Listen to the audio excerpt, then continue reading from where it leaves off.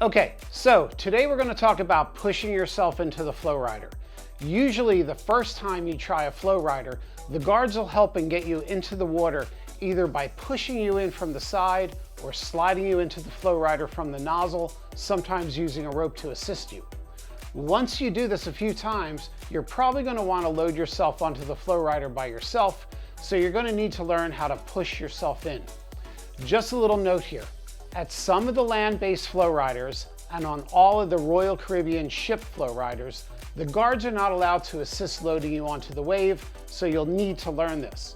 It's not the guard's fault, but rather the rules set by the management.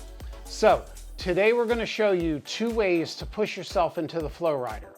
One is where you're pushing yourself in off the mat, and the other is where you're pushing yourself in off the sidewall. Both methods have their advantages and their disadvantages, and you can decide whichever one works best for you.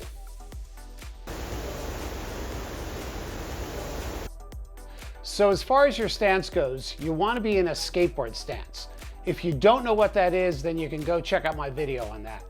You can use whatever stance you want, but usually the flow guards are going to put you into an inferior stance and tell you it's correct, and those poorer stances are going to inhibit your riding from achieving the maximum improvement. Learn from the beginning the best way, and that would be using a skateboard stance. Now, it's really important where we stick our board down to push into the wave. There is a sweet spot on the wave where the water current that is pushing you up the wave is equal to the gravity that's pulling you down the wave.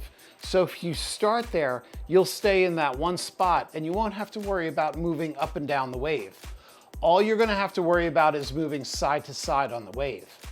So you're going to place your board on the riding surface in the flats just in front of where the wave starts to curve upward. Usually you can find this spot because that's where the sidewalls tend to change angle, although there are some exceptions to that. Get your board as close to the water current as possible so you don't have to do any extra pushing in. One of the biggest mistakes that I see beginners make is they try to push into the current very close to the nozzle, and when the current hits the board, it starts pushing them up the wave, and now they have to deal with trying to stop themselves from going up and down the wave in a never-ending pendulum. If this happens to you, then all you need to do is, as you're coming down the wave, put more weight on the tail, and that'll act like a brake to slow you down and stop that motion. We call this a tail brake. You want to slow yourself down and settle into that sweet spot at the bottom of the transition where you're not going to move up and down the wave. Now, the next thing to explain about a Flowrider is that the water current thins out at the edges of it. We call this the shallow water. Now, you can't ride your board very well in the shallow water because your board bottoms out and touches the riding surface. So when you push in, you need to push through the shallow water and get past it until you get into the deep water. How do we know when we're in the deeper water? And this is really important.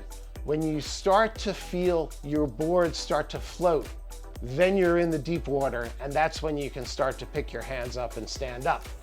Now, to be on the safe side, you want to push yourself in at least a foot or a foot and a half before you start to feel yourself float well, and then you can stand up.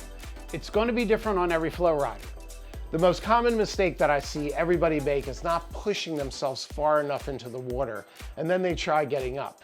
When you stand up in the shallow water, usually what happens is your tail bottoms out, and then the current grabs the nose of the board and starts turning the board to the middle of the wave. If your board swings out, then you're not going to be able to get it realigned, so step off the board, pick it up, get the board set, and try it again. It's better to step off the board in a controlled manner and start again than wipe out. The guards probably won't even count it as an attempt. So here's the pushing motion. I usually start off with two hands on the mat to get the pushing motion going, and then get myself into the shallow water.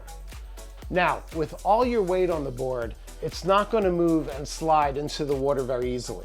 What you need to do is a little bouncing motion to lighten up the board so that it slides easier. We call this unweighing the board, and when we unweigh it, it'll slide little by little. When you unweigh on the board, your toes are always touching the board, but they let up on some of the pressure to get that sliding going. Keep your hands close to your board, which will keep your body over the board. Don't sprawl out. So once again, I start bouncing on my board and push with 2 hands into the shallow water. Once I have a little bit of that shallow water underneath me, then I usually don't have to keep bouncing, and then I start pushing in 1 hand at a time. Once I start to feel the board start to float, then I start to stand up. Now, the other method that a lot of people prefer to load themselves is by pushing off the sidewall. This is probably the easier method. To do this, go to the same spot that you would when you're pushing yourself off the mat and put your board down next to the water current. Now all you're going to do is start bouncing and unweighing your board and then push it into the current. As your board is getting into the current, you're going to give one big final push, hard enough so that you push off the wall and your body comes straight up over the board into a riding position. On lots of flow riders, the wall is so close that it's just one bounce and push into the current. In general, the walls on cruise ships are much closer than land-based waves.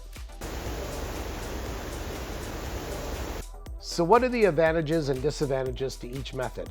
The advantage to the pushing off the wall method is that you're already standing up, but the disadvantage is that when you do the final push off the wall where you let go of it, it could be a little jolting and off balancing to beginners, as you need to reestablish your balance very quickly. Obviously, the closer the wall is to the current, then the less jolting it will be.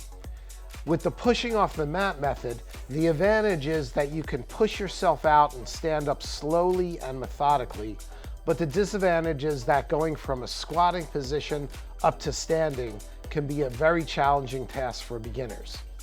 If the walls in your particular flow rider are close, then it's probably easier to just push in off the wall. I would suggest using that method. So that's it for pushing yourself into the flow rider. Give both of these methods a try and see which one works best for you. Now, just a little progression tip to end on. You want to keep getting better and better at learning new skills, so once you have the pushing in technique down, then it's time to move on to do a start where you're not pushing in with your hands, but rather just stepping onto your board. So go to the other side of the wave and put the board on the edge of the water, place your front foot on the board, and then push yourself into the water using your back foot. Rarely will you ever use your hands to push yourself in again, but it's a necessary stepping stone. So get down to your local wave and give these methods a try, and we'll see you on the next video.